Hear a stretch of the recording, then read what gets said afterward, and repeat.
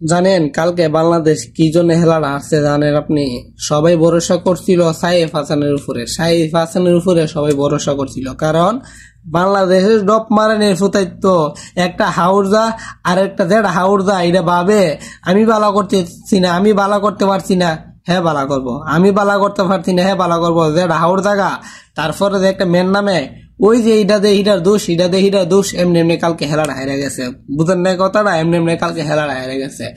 কিন্তু যারা ক্রিকেট খেলে তাদেরকে 1 মাসের জন্য বামনবাড়িয়া ফাটান যেত না, 1 মাসের জন্য বামনবাড়িয়া ফাটান যাব না।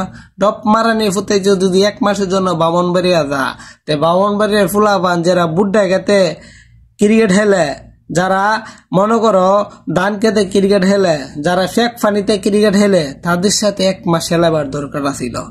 1 মাস খেলাবার দরকার ছিল, 1 মাস তাদের কাছে প্র্যাকটিস নিবার দরকার ছিল। আর টেটা কিভাবে মারতে হয় সেটাও শিখাই দিলে বলে, টেটা কিভাবে মারতে হয় একটুখানি যদি তারা বামনবাড়িয়ায় দেখতে পারতো বামনবাড়িয়া কি জিনিস, তাদেরকে বুঝাই দিলাম বলে।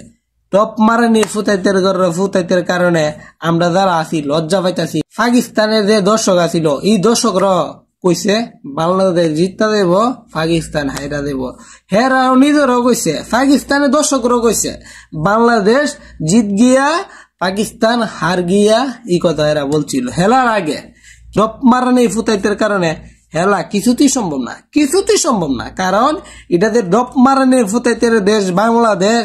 আর আমাদের একটু আবেগ বেশি, আমরা যদি একটা হেলা জিততে যাইতে রেগা ফেসবুক, ইউটিউব, টিকটক সব ধরনের গরম করে লাই, সব ধরনের সফটওয়্যারকে গরম করে ফেলি। আর যদি একটা হেলা হারে তখন লাসেল পাইবারের মতন, ফানুস সাহেবের মতন সবল মারি হেলোয়ার রে।